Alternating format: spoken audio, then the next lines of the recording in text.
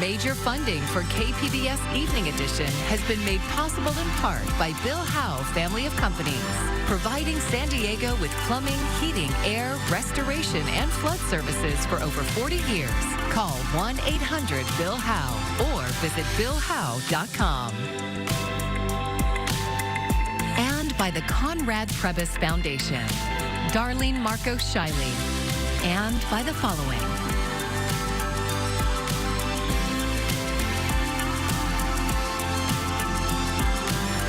And by viewers like you. Thank you.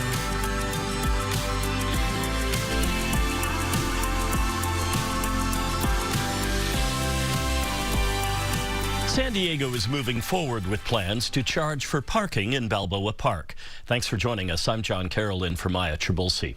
The City Council approved Phase 1 of the plan this afternoon.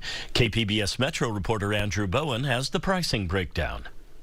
Paid parking in Balboa Park will start with the installation of parking meters along 6th Avenue, Balboa Drive, and Park Boulevard. The meters will charge the city's standard rate of $2.50 per hour, 7 days a week, with a maximum stay of 4 hours. Councilmember Stephen Whitburn, whose district includes the park, says he hopes the charges will encourage more visitors to take public transit. If you haven't taken transit in recent years, it has gotten a lot better and safer. We have increased the frequency of service, we've added security, we emphasize cleanliness, and we've kept the fares affordable. Today, San Diego's public transit system has high customer satisfaction scores. Many people who own cars are choosing to take transit instead. A vote to charge for the lots in Balboa Park is still a few months away. The city is planning on a tiered structure, with the most central lots costing $12 per day and lower demand lots costing $6. City residents would pay the cheaper rate at all of the parking lots. Park employees and volunteers would also have free parking in some of the lots. Park visitors and institutions largely opposed the plan on Monday, though some recognize the need for new revenue. We are pleased that the money from the parking fees will be spent in the park and the parking management fund, but we need to be clear that the park is deeply under-resourced. The park will continue to need significant investment from the city. The council has already adopted a budget that assumes paid parking will be approved. If the council can't agree on the specifics of the plan, it will likely have to cut the city's parks and recreation budget even further. Andrew Bowen, KPBS News. County officials lifted beach closures along parts of the Imperial Beach shoreline over the weekend. KPBS reporter Andrew Dyer spoke with one local mom who says it's the first time she's allowed her kids in the water. We just didn't come. We were too scared. We didn't know what safe levels were or weren't, so. Lauren Rashers lived in Imperial Beach for 7 years. She's hoping a deal announced last week that promises to expedite infrastructure projects in the U.S. and Mexico will lead to more family beach days. I don't know. It's hard to feel confident with certain things, I feel like, politically and with all that, but I mean, I feel like they're making headway. Like, it's getting, there's more attention brought to it, so I feel like things are being done. Last week, the U.S. agreed to release funds to complete a sewage pump expansion project next month after Mexico agreed to fund 2 projects this year that would divert 10 million gallons of sewage a day from the Tijuana River. South Bay elected leaders and residents have been drawing attention to the sewage pollution problem for years. Earlier this year, the Environmental Protection Agency declined to designate the area as a Superfund site. But in April, EPA Administrator Lee Zeldin visited the area and said the agency is committed to solving the problem. Rasher says she just wants the water to be safe for her kids. That's all that matters. As long as they're safe and healthy and having fun, that's all that matters. So it doesn't take much to please them. The county says since 2023, the Imperial Beach shoreline has been closed 861 days, or just over 90% of the time. Andrew Dyer, KPBS News. Well, happy Monday. Weather headlines here as we head throughout the next couple of days. I'm once again tracking sunny skies and mild conditions here as we head throughout the rest of the week. And overall, yes, great weather even as we head into the weekend. And there will be a pretty good warm-up for your Saturday and Sunday. I'll detail that updated forecast coming up. A new study shows immigration detention centers across the country are over capacity, including the Otay Mesa Detention Center in San Diego County. KPBS reporter Gustavo Solis says the conditions are making detainees sick and derailing their cases. The Otay Mesa Detention Center looks like a prison. tall barbed wire fences, guards, security cameras, all designed to keep people inside. But it's technically not a prison or a jail. Immigration detention is classified as civil detention. People are waiting, either to be deported or for an immigration judge to decide their case. So they call it civil detention as a way to differentiate it from incarceration, imprisonment. But I worked as a criminal defense attorney for years. It is no different. Tracy Crowley is a lawyer with the Immigrant Defenders Law Center. But it very much is a prison. Same security, same rules, same strip searches after you see your attorney. Immigration detention centers are key to President Donald Trump's mass deportation campaign. And they'll only play a bigger role as the recent budget bill allocates billions for new ones. As Immigration and Customs Enforcement agents struggle to meet arrest quotas of 3,000 people a day, these centers are already filling up. A report from Syracuse University shows that as of April, 84 of the country's 181 detention centers already exceeded their contractual capacity. That includes the Otay Mesa Detention Center, which has more than 100 people beyond its contractual capacity. Valerie Segamini represents 3 clients at Otay Mesa. We spoke to her on a windy day outside the detention center. Males are the ones that have a significant amount of overcrowding. There's around 10 to 13 people inside one room, and there's only 8 beds in each room. That room is designed for 8 people. They share one toilet, and there are not enough bunk beds for everyone. So they get some sort of mat on the floor, but from what I've heard, because of people sleeping on the floor, the males have been getting a lot more sick because they have the air hitting them from below. Multiple immigration lawyers told KPBS that poor conditions are endangering the health of their clients. Here again is Tracy Crowley. My client who was recently detained had a rash all over his body the whole time he was there. It made it so he couldn't sleep. He was itching every time we were meeting and discussing his case. He had to itch his body, and he would ask medical for some sort of cream to help so he could sleep at night. And they would bring him this tiny little cup for his entire body. She says that it's extremely difficult to advocate for her clients. Her phone calls and emails often go ignored. It's infuriating that they're charged with caring for these people who have committed no crime, and they're not providing the basic necessities. CoreCivic, the private company that runs the detention center, did not respond to questions from KPBS. ICE issued a statement denying any claims of overcrowding or subprime conditions, calling them categorically false. San Diego County offers free legal representation to people detained at Otay Mesa. Chief Deputy Public Defender Michael Garcia says the overcrowding chaos is derailing due process. The primary problem is confusion, right? It's so overcrowded that there's confusion up and down the system there, from things like someone will be told that they're going to have their credible fear interview on an asylum case, and then it never happens. This confusion is causing clients to abandon their cases and self-deport. That's obviously a big problem. When you don't have a lawyer, when you're anxious, and when you get scared, then you choose to voluntarily depart as opposed to fighting a case that, could have been viable. And Garcia believes that this is a feature, not a bug of the Trump administration's deportation machine. But a lot of the clients are just choosing to not fight their case anymore. Which is probably by design and exactly what the administration wants. Every lawyer who spoke to KPBS talked about the emotional toll of their work, feeling guilty about leaving the detention center, knowing that their clients are struggling inside. Again, here's Valerie Segamini. We do take it home. I think a lot of attorneys that work here in the detention center, we take that home. We probably cry a few times, understanding that good people are sitting in here and being mistreated, and I feel like there's nothing we can do about it. I know there is. I know we can eventually do something, but it's hard to feel like you as one person can't do something about it. Still, she plans to show up at Otay Mesa as long as her clients continue to need her. Gustavo Solis, KPBS News. I'm Amna Nawaz. Tonight on the NewsHour, the latest from Gaza, where more airstrikes threaten an already starving population. That's coming up at 7 after Evening Edition on KPBS.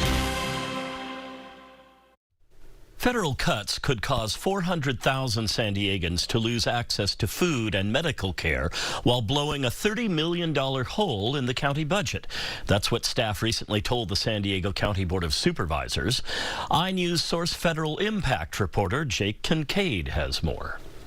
The cuts are part of a federal law backed by President Donald Trump and congressional Republicans. Known as the Big Beautiful Bill, the law makes large cuts to Medicaid, the federal health insurance program, and the Supplemental Nutrition Assistance Program, known as SNAP or food stamps, which helps low-income people buy groceries. The Big Beautiful Bill made large cuts to Medicaid and the SNAP program. Now, states will be responsible for more of the costs. And there are new eligibility rules. Many legal immigrants can no longer receive benefits, and people formerly exempt from work requirements will have to show they are working part-time. County supervisors had mixed reactions to the estimated impacts on San Diegans. Supervisor Tara Lawson-Reamer calls it a crisis. We are going to need to really figure out what are we going to do about this, or we are going to have hundreds of thousands of San Diegans without health care, hundreds of thousands of San Diegans without food, without health care and without food, in one of the wealthiest countries in the world. But Supervisor Jim Desmond says that federal and state governments are facing tremendous funding challenges. Cuts need to be made, but I don't really think these cuts are that draconian. The changes in SNAP and Medicaid are primarily to ensure that able-bodied single adults volunteer or work up to 20 hours a week in order to receive benefits. Supervisors voted 4-1 to have county staff develop a response plan and bring it to the board for approval in September. Supervisor Jim Desmond was a lone no vote. For KPBS, I'm iNews Source reporter Jake Kincaid. iNews Source is an independently funded nonprofit partner of KPBS. This story is part of our Public Matters partnership. To find out more, go to kpbs.org/Public Matters. San Diego's home prices aren't affordable for many. To fix that, the city is trying to boost housing supply, and it's starting to show results. KPBS reporter Andrew Bowen found the city's biggest concentration of growth is in the urban core. We love to be somewhere where we can walk to coffee, walk to dinner, and just like have things going on in the neighborhood. Todd Goodall has been a San Diegan for 2 years. The Ohio native works a remote job. After trying out a few cities in the U.S. and abroad, he and his wife decided San Diego feels most like home. They like the weather, of course, and the pace of living. Places like LA and New York are much more like career-driven and career-focused. People are always talking about what they do for work, and that's kind of like where they get their identity from. I feel like here, people are much more defined by their hobbies, what they do outside of work, and we love that as well. Goodall is one of thousands of locals who lives in a brand new apartment building in North Park. His building, the Nash, has some nice amenities, though the units themselves aren't very big. We could get more space than we do for our money here, but the other things about the building we love. So the first floor is like kind of an office space that I can work in or my wife can work in. The pool is amazing. The Nash is part of a cluster of development activity that you can see on this map, developed by KPBS. It shows housing permits issued between 2018 and 2024. The highest concentration of new home building is in downtown, Bankers Hill, Hillcrest, and North Park. It also shows the vast majority of new housing is coming in the form of apartment buildings with 5 or more units. And yet, that type of denser development is limited to just a few areas. Most of San Diego is still zoned for single-family homes. In those areas, accessory dwelling units, or ADUs, are the only type of housing getting built in significant numbers. While Goodall's neighborhood of North Park is growing fast, he still sees plenty of room to keep growing. Most of the new apartment buildings are on major streets. If you drive down El Cajon Boulevard, it feels like everything's a 5-story, like newer apartment building. But if you get like west of here into University Heights a little bit, it's still mostly single-family homes, and there's not a lot of density like spread around. It's very concentrated in certain areas. Really, I think it's about choices in how we utilize the space that we've got. Kent Lee chairs the San Diego City Council's Land Use and Housing Committee. He says even the densest neighborhoods aren't exactly full. downtown, as built out as it might look like, you drive around and you can still find almost every other block empty plots of land. Lee often hears constituents oppose new housing, saying they want better infrastructure first, better roads, parks, libraries, and public transit. And then at the same time, we don't plan for those things because we don't think we have enough people in the area to utilize them. And so people always get into this argument of why don't we have one first before the other? And the true answer is we need to plan for both, and both at the same time. I meet Lee at 3 Roots, a new development of 1,800 homes in his neighborhood of Mira Mesa. He recalls neighbors talking about this project as a burden on the community. Lee doesn't see housing as a burden, but as an opportunity. It brings in more residents who pay the taxes and water bills that fund city infrastructure and services. Developers also pay fees that have helped upgrade the parks in Mira Mesa. 2005 is when the community was basically told, hey, we're planning for a new pool, skate park, updates to the recreational facilities, and then it sat for 18 years. And the one trigger point that made it possible for that project to move forward was 3 Roots, because the development impact fees from 3 Roots were what was going into the local fund that allowed for that project. We don't need a ton of space. We don't need a massive yard. The things we value are the walkability of a neighborhood, the liveliness. 2 years into his life in San Diego, Todd Goodall is happy with his housing situation. But as he and his wife consider having kids, the only family-sized housing options they see in North Park are out of their price range. I mean, in an ideal world, there would be lots of options at that 2 to 3 bedroom kind of size that weren't just single family homes built in the 70s that need work. For now, though, those family-sized housing options are in short supply, especially in San Diego's walkable neighborhoods. Most of the new apartments here are studios and 1-bedrooms. Andrew Bowen, KPBS News. To explore a map of where housing is being built, go to kpbs.org/whose backyard. Just months after they were installed, some road improvements are being removed from streets in Vista. KPBS North County reporter Tanya Thorne says the new bike safety measures proved controversial. David Switzer rides his bike 3 to 4 times a week in Vista. In recent months, he noticed some changes on his usual bike route. I was a little surprised to see the extent that they took for the protection. In March, the city of Vista began bike lane improvements, including installing berms and bollards throughout bike corridors in the city. I have mixed emotions because I do like riding my bike. Anything to protect me from cars zipping along at 50 miles an hour is appreciated. But soon after the berms and bollards were installed, some residents complained about the new features. Seemed like it could be dangerous for cars that accidentally pull in there, go out of control maybe, wreck their suspension. There was a huge amount of controversy. Some drivers complained they couldn't see them.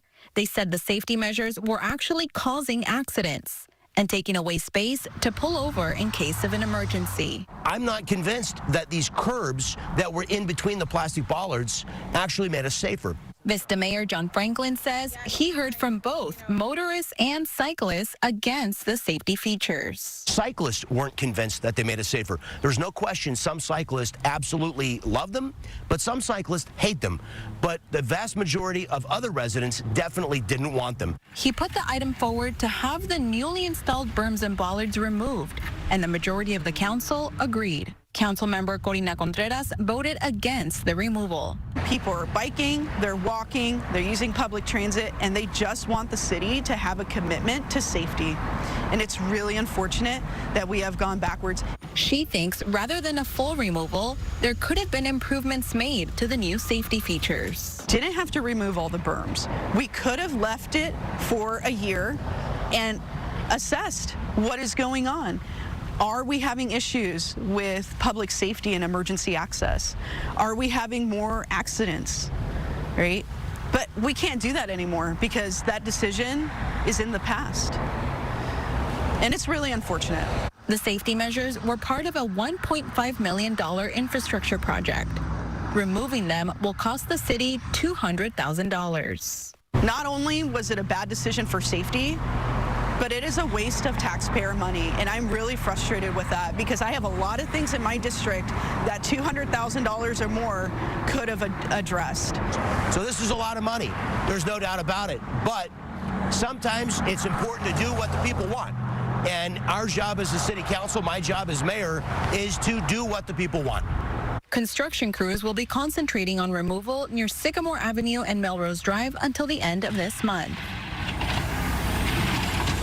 Tanya Thorne, KPBS News.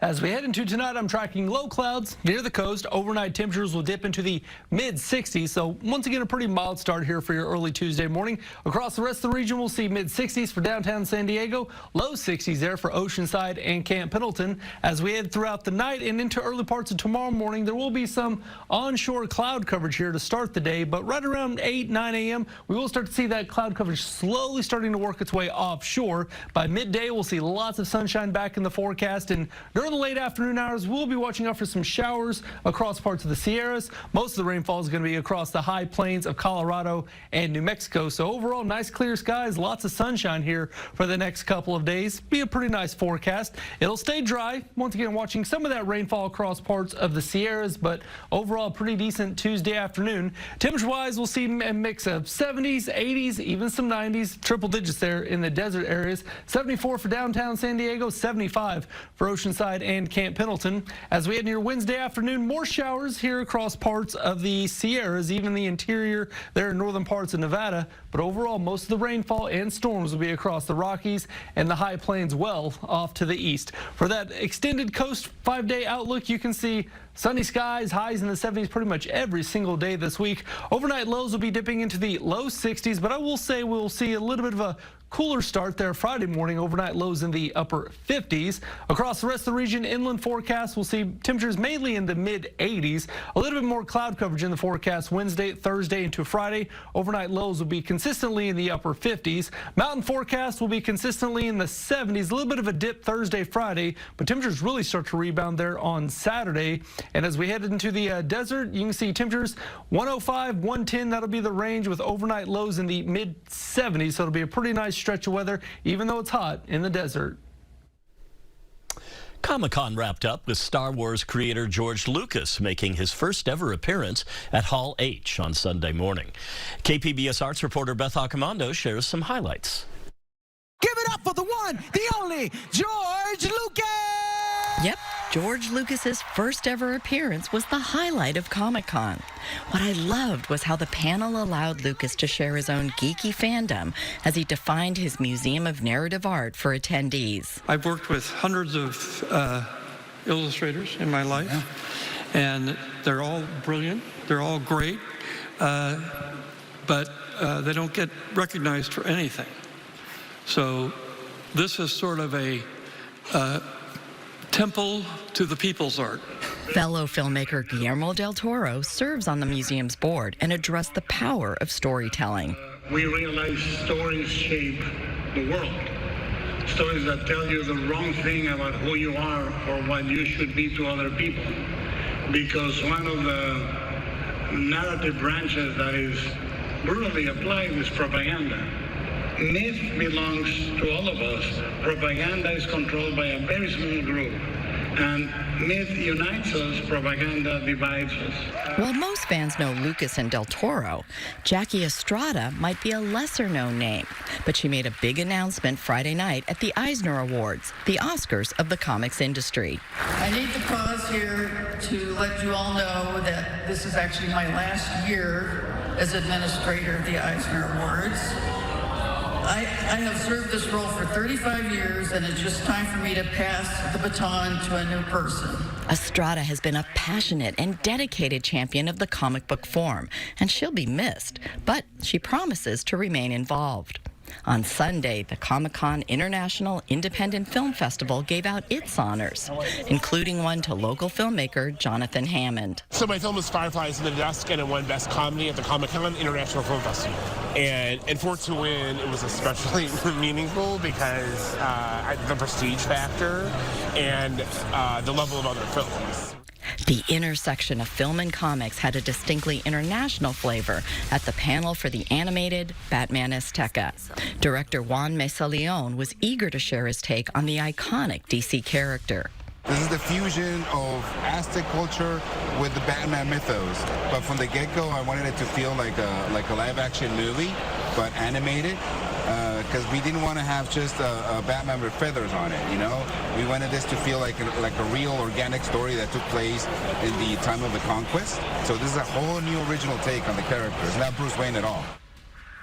Batman Azteca opens in Mexican cinemas in September and will also be available to stream on HBO Max. And this is what I love about Comic-Con. I get to discover new projects and talent, as well as having a wonderful opportunity to see a pair of legends share the stage and their fandoms. Beth Accomando, KPBS News. This just into our newsroom, there's been an update on the beach water advisories we reported on earlier this evening. The county now says the water in some areas is not safe to enter after all. The water closure from the Seacoast Drive in Imperial Beach has been lifted, but there is an advisory for the waters near Imperial Beach Pier. You can find tonight's stories on our website, kpbs.org. Thank you so much for joining us. I'm John Carroll. Have a great evening. Major funding for KPBS Evening Edition has been made possible in part by Bill Howe Family of Companies, providing San Diego with plumbing, heating, air, restoration, and flood services for over 40 years. Call 1-800-BILL-HOWE or visit BillHowe.com. And by the Conrad Prebys Foundation, Darlene Marco Shiley, and by the following: